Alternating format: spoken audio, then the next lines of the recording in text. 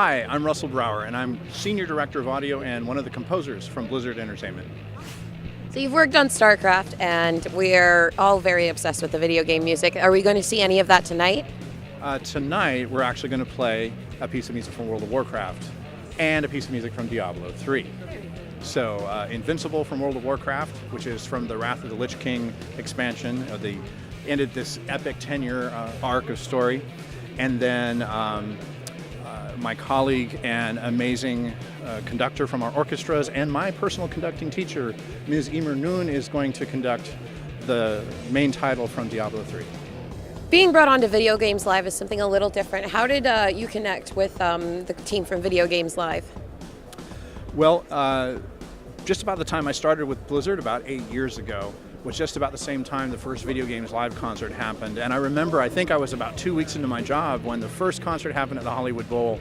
And I was a fan of Blizzard, but I have to say, I was sitting in the audience and still quite the noob, right? And when the Warcraft suite started and that title card came up, it said 10 years of Warcraft.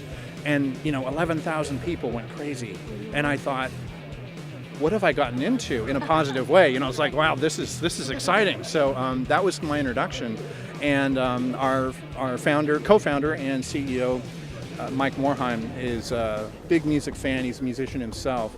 So that means we have a lot of great music in our games. It means we have a big, awesome sound department.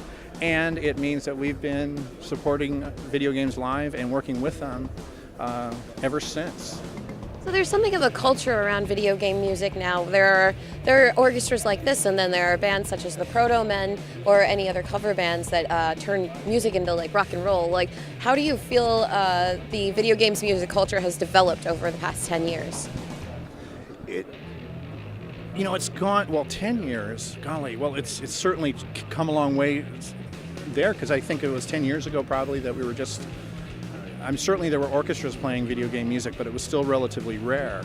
And I think one of the key components is not just what is in the music in terms of whether it's orchestral or electronica or whatever, but it's events like this that bring young people and families to see the symphony. I mean, this is one of the oldest forms of entertainment on the planet, but I think there are whole generations who have missed it. The public, musical education in our public school system is really at an all-time low, if not non-existent.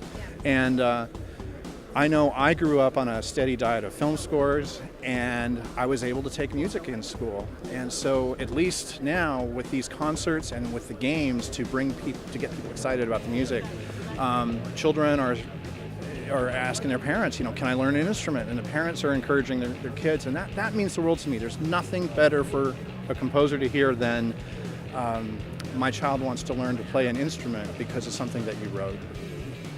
So what are the major differences between writing for video games and just regular composing for anything else like stage?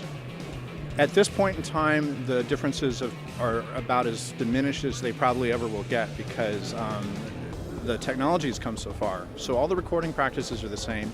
There's some differences in the writing styles. Sometimes you have to write things that have no beginning and end. They loop, or they might have layers that come and go. When the action gets more intense, you hear all the layers, but when it quiets down, or maybe it's nighttime, it strips down to just maybe the basic layer that's moody and doesn't have a lot of rhythm or something like that. I mean, these are generalizations, but there's all sorts of techniques you can do, and that does change your style of writing. But I think musical storytelling is musical storytelling. Whether you're writing a song or doing a movie score or creating a video game score, you're creating a world, you're moving somebody, and I think that's what great art is, when you move somebody. And then finally, do you have any messages for the fans who are tuning in tonight, or just fans of Video Games Live in general? Well, please continue to keep the sound turned on, keep it up loud, enjoy it, come support the arts whenever you can.